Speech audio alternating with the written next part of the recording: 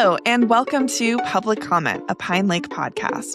I'm your host, Courtney Wasserberger, and on today's episode, we're going to briefly talk about the candidates for City Council and Mayor, go over the City Council meeting, talk to S.E.E.D Representative Tim McLeod about the recent Urban Forrestry presentation, and finally get into some upcoming events. So let's get started. Hot off the presses, we have the candidates for the November election. As a reminder, we are electing a city council member and a mayor for a one-year term. This means that we're going to have another election in November of 2027 to do this whole thing again. So we only have one candidate for each position. So in theory, I'm actually telling you who our next mayor and city council member is. So Jeff Goldberg is the only candidate for mayor, and Jim Poprosky is the only candidate for city council. So I'll be reaching out to Jim for an interview so we can hear a little bit about his vision for the city. The July 28th meeting had a deceptively short agenda, but a lot of content. The chief started with a few announcements, then we had a resolution to accept the Poplar Park funds. Mr. Kendrick talked about the primrose removal. We got updates on our city attorney search, the riprap mitigation, and the holiday lights. And the meeting ended with a lively discussion on the new mayor pro tem. This was a voting meeting, so let's get into it. But before we get into it, there is one quick note about a public comment that I've heard a few times. So I reached out to City Clerk Ned Dagenhard to get the scoop. Basically, the comment has asked the city to get at least 3 quotes for every city project. Anytime the city is going to do something and needs to hire a contractor, this public commenter is asking them to get at least 3 quotes. City Clerk Ned Dagenhard confirmed that indeed they do attempt to get 3 quotes for every project, but due to the small nature of many of Pine Lake's projects, the city can't often get 3 quotes, and we have to proceed. They also sometimes go directly to trusted partners or contractors, people that they worked with in the past that they know will do good work.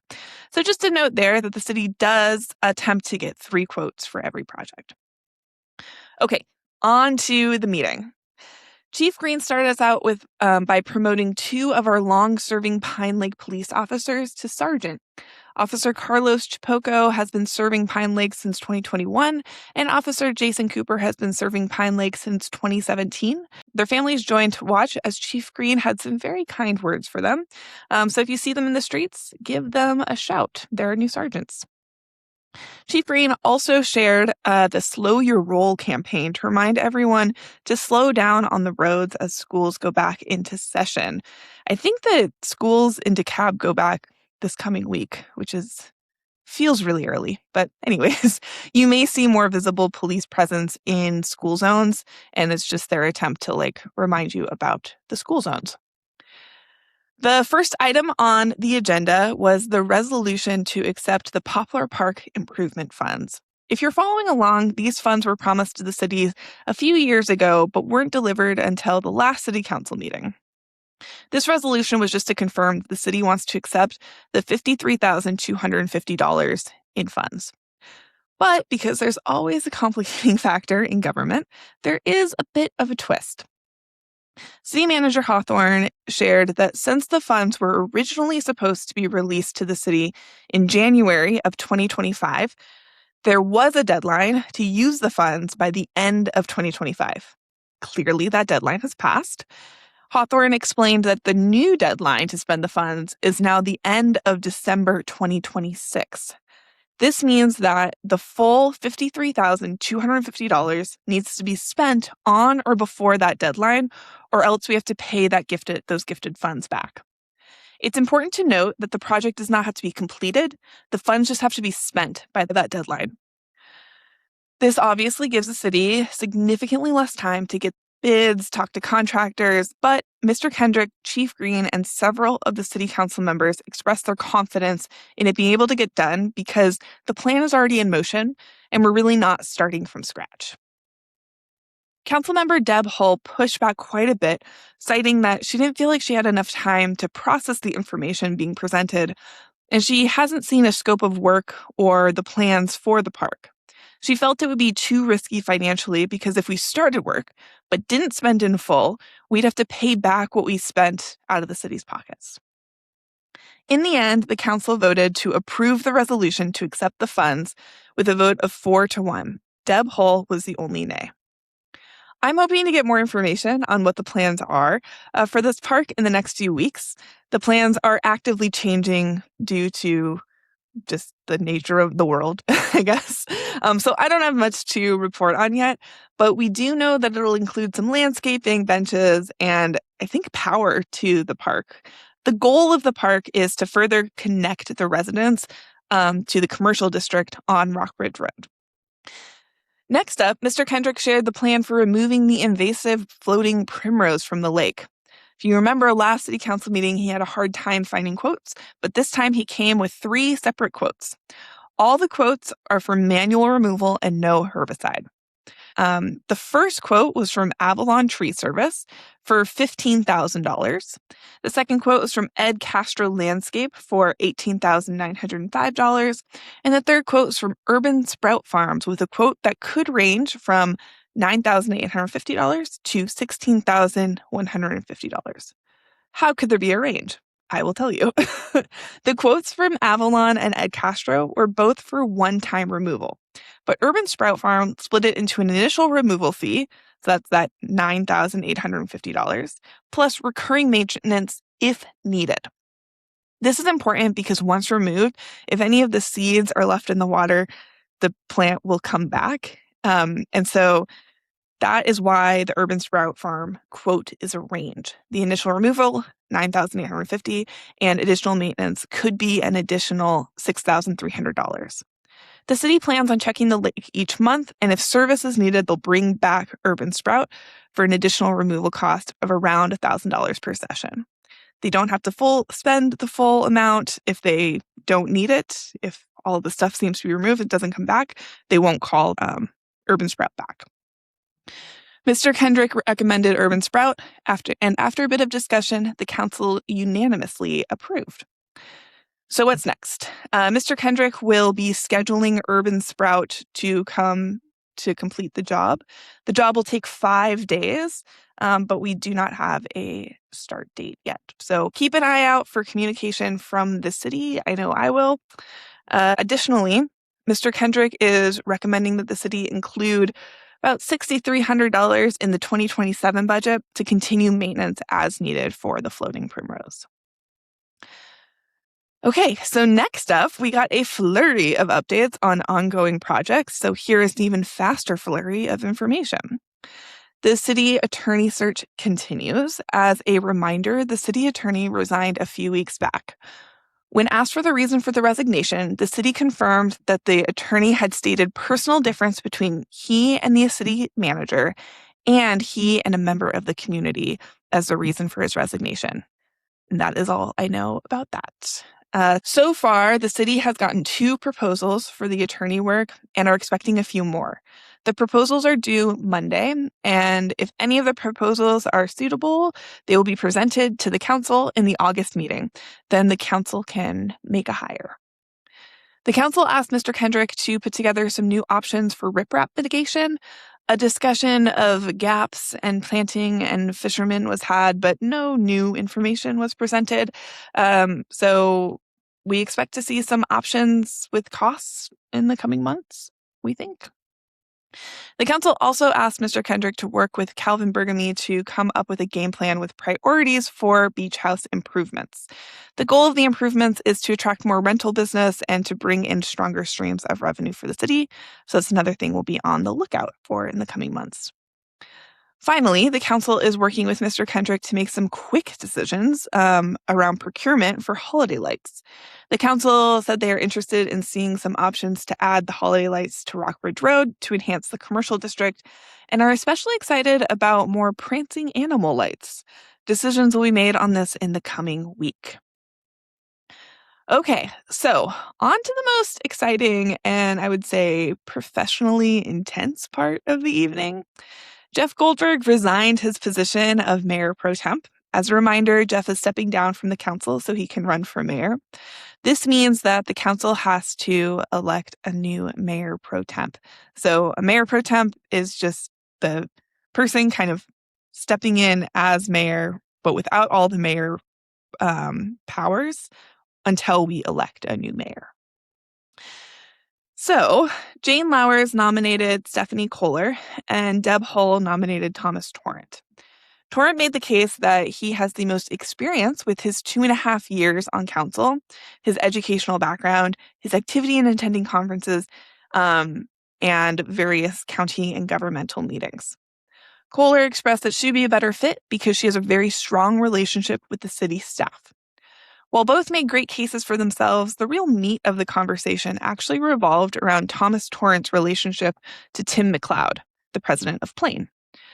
Jane Lowers expressed a deep concern about the amount of power that would be concentrated in one household, and she made it clear that she didn't have any concerns about Torrent or McLeod, but she was troubled by the perception and the optics of it.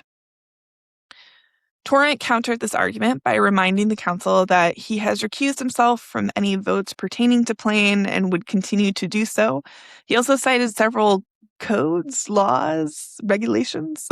He cited some stuff relating to conflicts of interest to show that there's no real financial aspect in this situation and that they're not breaking any rules by him being mayor pro temp and Tim McLeod being the president of Plain.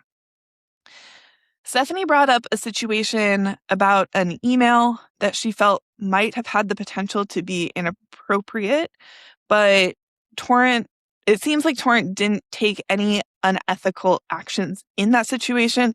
It was pretty unclear, but there was an email. But it sounds like Thomas Torrent didn't actually do anything wrong or untoward.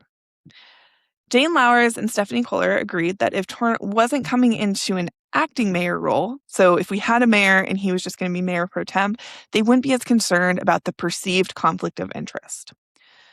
Ultimately, it was very professional, but kind of a tense vote. And in the end, Thomas Torrent was elected mayor pro temp in a split vote. Stephanie Kohler and Jane Lowers voted for Kohler, while Deb Hull and Thomas Torrent and Jeff Goldberg all voted for Torrent. So that means that Thomas Torrent is the current mayor pro tem. And we will be talking to Tim McLeod shortly, so maybe he'll have some opinions about that. And that's the end of the meeting. Pretty exciting stuff. We also had a Urban Forestry meeting, which I am about to interview Tim McLeod about, so stay tuned. My guest today is S.E.E.D Representative Tim McLeod.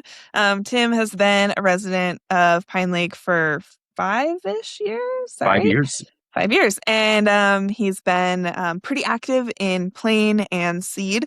And actually, Tim, your name came up quite a bit at the last city council meeting as your husband, Thomas Torrent, was elected mayor pro tem. So I wanted to give you a chance to kind of give us an update on where you're at with all that. Yeah. First of all, it can be mortifying to be known. So when I watched that it was a little uncomfortable.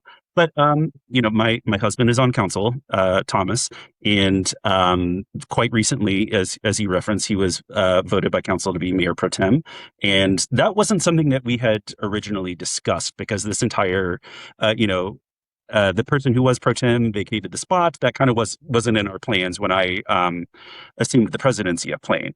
But long story short, just to remove any concerns of any kind of appearance of conflict, and also just to help the city council function and for Plain to continue functioning, we just thought that it would be best for me to step down, which means I don't have any particular executive privileges now. I am now merely a member of Plain, which I'm happy to be, and it also gives me an opportunity to focus a little bit more on S.E.E.D. So it's wasn't expecting it, but I understand the reasoning behind it, and we will move forward. Amazing. Well, excited for Thomas, to take up the new role, and I'm sure you'll still be pretty active in Plain. But what I really brought you here today was to talk about the urban forestry presentation that Dave Long gave a couple of days ago, because there's a lot of really cool, great information, but I wanted you to help us synthesize it a little bit, summarize it, and talk through kind of your take as kind of one of the main members of S.E.E.D and what we're going to be doing in the coming months to address everything he told us. Yeah. So, first of all note that I am not an environmental expert. I learned a whole lot during this presentation. And so, one of the things that I thought was like the most interesting was that he said that over 90% of our forests are covered in invasive species. Um, Yes. that seems like really high to me. It is really high, and he did make a small caveat about that. I think um, it's about 8 acres of Mhm. land that cover the wetland paths and the forest there, and some areas are as low as 80%. But on average, it is quite a high amount of, we do have some native species that persist, especially trees, but quite a bit of them, as he stated, are just absolutely covered in invasives, which outcompete in a lot of circumstances the native plants that are there. Yeah, it seems overwhelming, I think, but I walked away from the presentation feeling hopeful. Dave Long is an urban forestry expert, and he was very kind enough to like walk through our forest and put this analysis together. Um, what he kept coming back to was that this is a war of attrition and that this is going to be really hard. But at the same time, it seemed like he was giving us a very clear path forward. What are your thoughts on the challenges that the city is facing in trying to get some of these invasive species out? Yeah, it is. Yeah, I think it's well put. Forest restoration or invasives removal, they are kind of two terms for the same thing. Is sweaty work. It is hard work. It is never a one and done kind of situation. It is over time just because of the natural cycle of how plants seed and then go back into the soil and then what comes back up again. So yeah, it is not impossible. Um, by any stretch. And I too am hopeful about what we can do in a concerted effort. But this is not a 1 year project. This is not a 3 year project. It is 5 or more years. I just want to give a note of gratitude to the Georgia Forestry Commission, which is where David works. They provided all of this technical assistance to us for free. This was all just because they want to see us succeed. So we're really grateful for that. But to the point of what Dave has done for us is he's laid out a plan, which I'll be able to share those materials with you, Courtney, Mhm. so that you can post them for your podcast. And there are a few things that we'll share later. But he's laid out where we can start, kind of minimally. And by minimally, I mean mechanical, just by hand or with tools, things that volunteers can do with a minimal amount of training, just a few minutes of training, to address some of the stuff that we have here, which is what we need. I think what we need is Yeah. some kind of shovel ready project where we can go ahead and get started because it seems like I've lived here for 5 years and there has been this kind of malaise or like not sure where our direction is in terms of volunteer efforts when it comes Yeah. to forest restoration. So I'm hoping that this is an impetus for us to really focus in on specific parts so we as a community can see the progress that we've done.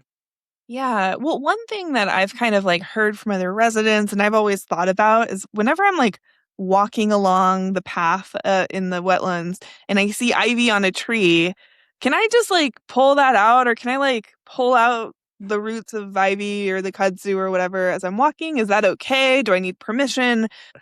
Well, you actually bring up a really good example. So in general, when we talk about training or, like the work that S.E.E.D does, we do want to empower folks in Pine Lake or who visit Pine Lake to be able to do that. Pick up a piece of trash, and put it in the trash can. Or, if you see a bit of kudzu coming in, pull it up. But I love that you mentioned ivy because you Mhm. do need a little bit of education into what the invasive Mhm. does and where it is. So you would never, never want to pull a piece of English ivy directly off of a tree because what that will do is rip the bark off of that tree and then it will Oh, expose that tree to fungal infections, be bacterial naked. infections. And Yeah. so it's yes, you can do some of these things independently. You don't necessarily need a blessing, but you do need to have the awareness of how to remove the plant safely and what it might do to, the surrounding environment. Awesome. And so, is Seed planning on doing some of those trainings in the upcoming months? Yes. So the presentation that Dave gave us is kind of a kickoff of what we're trying to do to renew volunteer efforts. We have been doing invasives removal for a while, long before I moved to Pine Lake in 2021. But what we are trying to do in this new initiative is really target specific areas and specific invasive species at a time. One, so that we can maximize our relatively small volunteer workforce, but also so that we can really show that impact immediately of concentrating in a certain area over many sessions so that we can really demonstrate in some areas, not all areas, volunteers really can make a huge difference in the forest health. Yeah. Well, I'm really excited about that. I'm excited to get back out there. I got to go to the kudzu removal back in January, I'm assuming, Mhm. or maybe it was December, and it was really fun. I got to meet a lot of neighbors. I was very new to the area, so I'm looking forward to more of that. Um, I would like to talk about one thing, the kind of a bad word in Pine Lake. There's a lot of hesitancy around herbicides, and a major part of Dave Long's presentation was on the use of herbicides. And so I wanted you to talk through what his approach is, what you think the best approach is, because I know that in Pine Lake it's kind of a naughty word. Yeah, and I think, especially with herbicide use, and what we talked about specifically was glyphosate, which Yes. is kind of a touchword right now, rightfully so. There's a lot of, news coverage around lawsuits for glyphosate. So to kind of oversimplify, and I'm happy to talk with folks about this, um, we think of, seed thinks of herbicide use kind of like chemotherapy.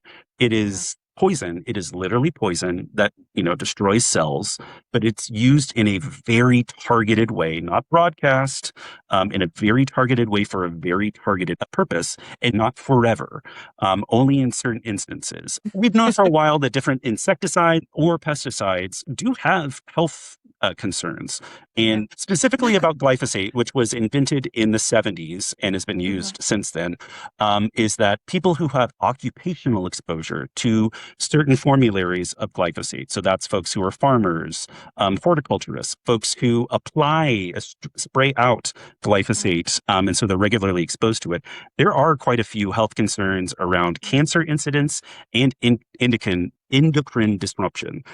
So there are legitimate concerns in certain areas of glyphosate use. But what Dave was talking about, and what all forest restoration folks talk about when they talk about cut and treat, is a very tiny, targeted, time-sensitive amount of glyphosate. Uh-huh. Um, uh, Truly fractions of the amount they would use in agriculture on targeted areas. Now, again, glyphosate is a poison, but we don't go into considering this lightly. It's Uh-huh. something that we treat as a poison. Think of all the chemicals in your house that could be really dangerous if they're used incorrectly, like bleach.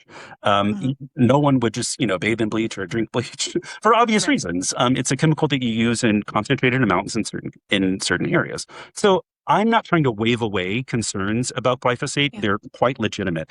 But it is important to note that when you hear about glyphosate concerns in the news, we're talking about broad spraying of glyphosate over fields. We're talking about Yeah. occupational exposure. And for folks that are in non occupational exposure, which means you're not getting it from a job, Uh-huh. that area is in the food that people eat that could have been grown in an agricultural environment with glyphosate, or when you have contaminated water sources, Uh-huh. which is not at all what would be done in a cut and treat situation. So, while I definitely do respect ooh, whoa, don't glyphosate, herbicides, because when Dave first talked about this with us, that was kind of my motive. Yeah. Oh, I don't know. Qualify that a little bit for me. Um, it's really important to know the context of it. So this be broad spraying. And with the plans for Seed to do some invasive removals. It sounds like that's more on the mechanical side. Would you be using glyphosate in these kind of initial removals? Does S.E.E.D have any plans to use glyphosate directly? Not in, at least in the initial removals, and I appreciate you using. So mechanical is the term we use when it's like a Yeah. tool or your hand to remove invasives. So our first initiatives will be purely mechanical. But I will say I'm a volunteer also with Trees Atlanta, which does a lot of forest restoration. And if you've seen Legacy Park, which is off of Memorial Drive, we use glyphosate in the cut and treat removal of privet and Mhm. of invasive pear and a few other woody species. But the person that uses it is licensed in it, and it's one dedicated person that we all watch. You know, they very delicately put this on. We mark the area to know that it has been treated, and we move on.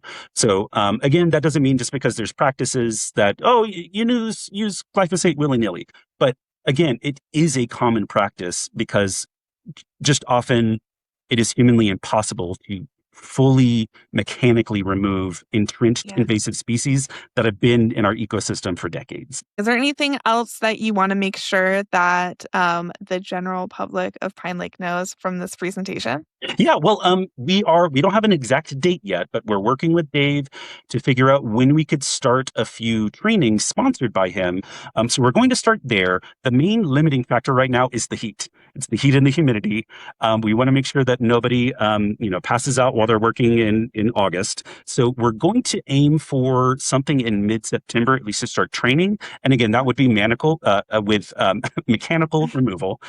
Might be a little manic when you do it, but mechanical removal of species. So no herbicide use is going to be done in our first attempts.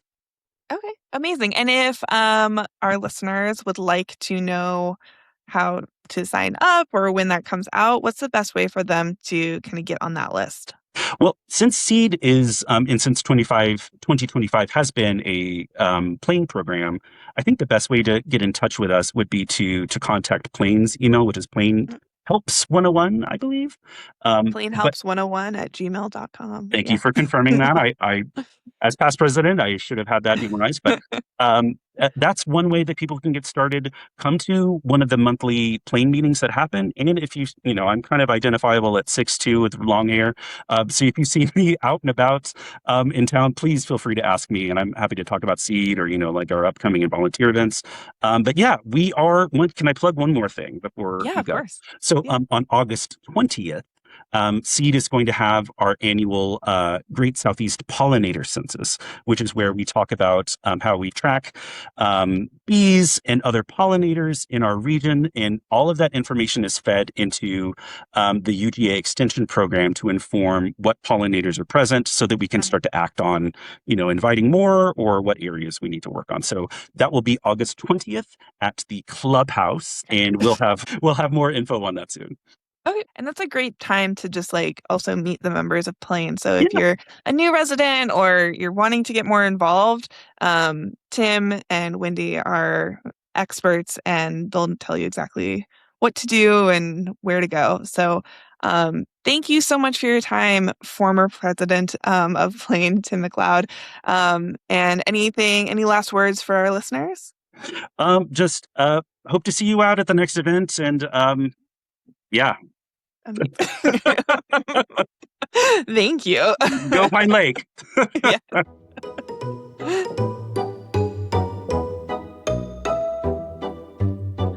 So, what's coming up in Pine Lake, you ask? What are some cool, interesting things I should be aware of, you implore? Well, calm down. Here is exactly what you should be marking your calendars for the next couple of weeks. So if you're catching this episode early enough, you can go to the Community Coffee House, which is on August 2nd, that Sunday, from 10 a.m. to noon at the Beach House. This is a special one because there will be Italian ice supplied by DeKalb CEO Lorraine Cochran Johnson, and I hear some of her staff will be there. So if you have some thoughts about the county, you can go tell them about it. On August 4th, Chief Green will be hosting a national night out down at the lake from 6 p.m. to 8 p.m.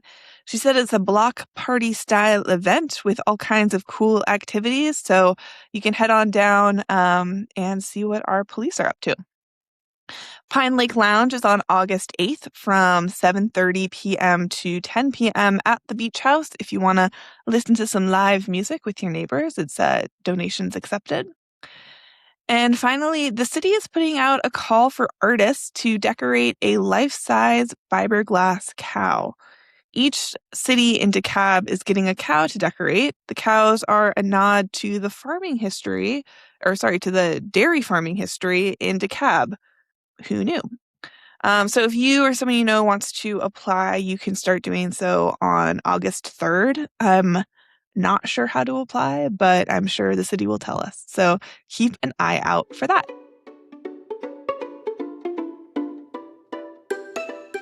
That's it for this episode of Public Comment. Thank you for listening. If you enjoyed this episode, please like and subscribe. If you did not enjoy this episode, please email me and tell me why. You can email me at publiccommentpodcast@gmail.com.